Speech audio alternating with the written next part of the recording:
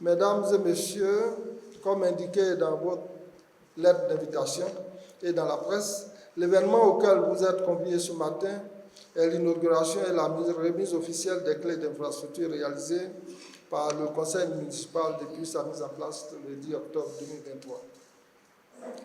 J'ai souhaité l'organisation de cette cérémonie pour deux principales raisons, à savoir rendre compte à la tutelle, aux conseillers et aux populations du travail abattu par le conseil municipal depuis cette date.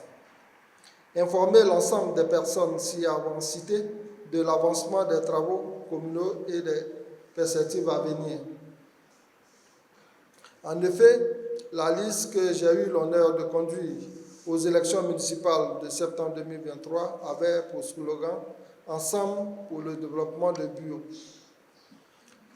Après notre élection et la mise en place du conseil municipal le 10 octobre 2023, nous nous sommes mis à la tâche sans tambour ni trompette, avec pour boussole le plan stratégique de développement local adopté par les populations en 2019. Il faut rappeler que cette consultation populaire que j'ai initiée à l'occasion de mon précédent mandat avait pour objet d'identifier les obstacles au développement de la commune de Buyo et proposer des solutions idoines. L'objectif à terme étant de faire de Buyo une commune verte, riche en ressources halieutiques, pôle touristique et agricole à l'horizon 2035. Elle a permis, en son temps, de diagnostiquer 4 enjeux majeurs au niveau desquels il fallait agir pour atteindre cet objectif, à savoir le cadre de vie et l'environnement, l'économie de la commune, les infrastructures et les services sociaux collectifs, la gouvernance locale, la sécurité et la protection civile. En ce qui concerne le cadre de vie et de l'environnement, les études ont montré des insuffisances en matière d'aménagement du territoire, de l'habitat et du logement, de l'assainissement et du drainage, de gestion des ordures ménagères. S'agissant de l'économie de la commune, il a été révélé qu'elle repose essentiellement sur l'agriculture et la pêche, qui connaissent des grandes difficultés, dont le vieillissement des vergers de café-cacao et la prolifération de la maladie Cholent-Chott, l'inorganisation des producteurs agricoles, les difficultés de la commercialisation des produits agricoles, l'inorganisation de la pêche sur le lac artificiel du barrage, l'absence d'un véritable marché de produits de pêche. Pour ce qui concerne les infrastructures et des services sociaux collectifs, les mêmes études ont révélé, entre autres, l'insuffisance des salles de classe et des centres de santé, le manque de salles de spectacle et d'infrastructures de divertissement. Au niveau de la gouvernance locale, la sécurité et la protection civile, la situation n'était pas non plus résistante. En effet, la synergie d'action des acteurs du développement n'est pas effective. À cela, il fallait ajouter l'insuffisance des structures de sécurité parce que jusque-là, la commune, sinon le département de Buyo, ne possédait qu'une seule brigade de gendarmerie. En somme, les principaux problèmes de développement révélés étaient l'enclavement de la commune de Buyo, l'insuffisance d'infrastructures sociales de base, la pauvreté. Mesdames et messieurs, face à ces enjeux, le conseil municipal a réagi selon ses compétences et ses moyens. Étant entendu que la réalisation et l'entretien de certaines infrastructures comme les routes départementales ne sont pas du ressort de la mairie. Ainsi, au plan social, le conseil municipal a initié ou maintenu plusieurs actions dont l'octroi de 100 prises en charge scolaires par an aux élèves de l'enseignement secondaire, 25 prises en charge pour les opérations chirurgicales, nous allons souvent jusqu'à 50 maintenant, 25 prises en charge des frais de permis de conduire pour les jeunes. Par ailleurs, nous avons aussi continué le nantissement du compte de fonds de garantie des activités génératrices de revenus des jeunes et des femmes. En dépit de quelques soucis de remboursement constatés au niveau des bénéficiaires de prêts. Les activités culturelles et sportives ont retenu également notre attention. Ainsi, nous avons initié la création d'un festival pour valoriser et promouvoir les cultures locales. Notre soutien au club a été maintenu, parfois même renforcé, notamment les subventions du ballet, par exemple, qui allaient de 5 millions à 10 millions.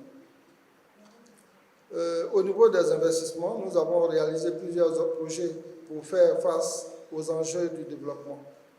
Pour l'amélioration du cadre de vie des populations, nous avons acquis, en plus des bennes de ramassage des ordures, un tracteur, 4 tricycles à volant, des petits matériels, des équipements de protection individuelle pour les agents de la mairie. Nous avons maintenu par ailleurs notre partenariat avec la plateforme de services TIMO qui met à la disposition de la mairie une cinquantaine d'agents de salubrité chaque 6 mois. La bonne nouvelle à ce niveau, c'est que l'Agence nationale de gestion des déchets, la NAGED, vient de mettre à notre disposition un tracteur moderne muni d'un godet, 4 tricycles, 50 poubelles et du petit matériel, ce qui va permettre de garder notre ville toujours propre. Au niveau de l'électricité et de l'eau potable, les études pour l'extension et le renforcement du réseau électrique dans tous les quartiers de la ville sont terminées et les quartiers comme Belleville et Aviation sont encore programmés pour cette année. Pour ce qui est de l'eau potable, des efforts d'extension ont été faits. Ainsi, selon les informations recueillies auprès des services de la SODECI, le nombre d'abonnés a triplé depuis la remise en forage réalisée par la mairie. Je voudrais par ailleurs vous rassurer que les projets d'adduction d'eau des villages et de la commune de Bio, initiés par le gouvernement, suivent son cours normal.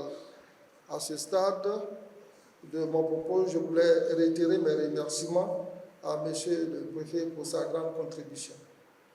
Nous sommes actuellement au stade des études de l'impact environnemental. Je voudrais aussi ajouter que le plan d'urbanisme directeur élaboré en 2019 est en voie d'approbation.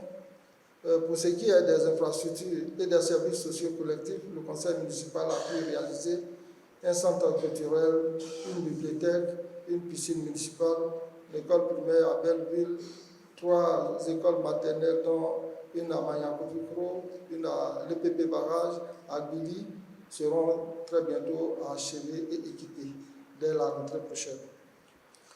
2 dispensaires, dont un à Samakore et l'autre à Dukwasipro, avec des équipements que nous allons aussi remettre tout à l'heure à M. le gouverneur pour ces 2 centres de santé. Le centre de santé urbain de Bio-Plateau a été réhabilité aussi. À la clé, la construction d'un hangar pour recevoir les patients.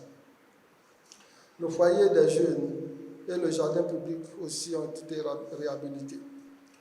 Au niveau de la sécurité et de la protection civile, nous avons étoffé les effectifs de la police municipale et maintenu notre assistance. Nous allons maintenir aussi notre assistance à la brigade de gendarmerie. Le projet de construction d'un commissariat de police est très avancé, vous pouvez le constater.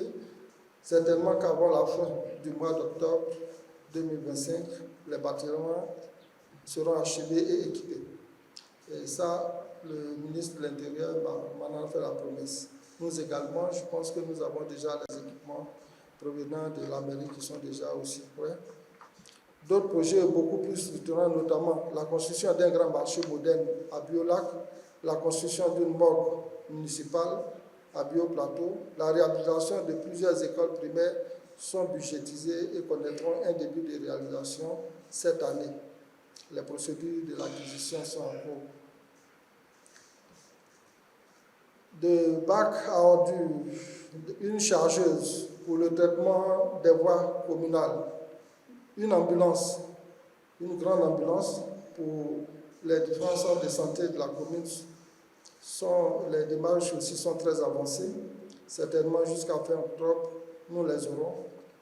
Mesdames et messieurs, En ce qui concerne les perspectives pour notre commune, je veux vous assurer qu'elles sont bonnes.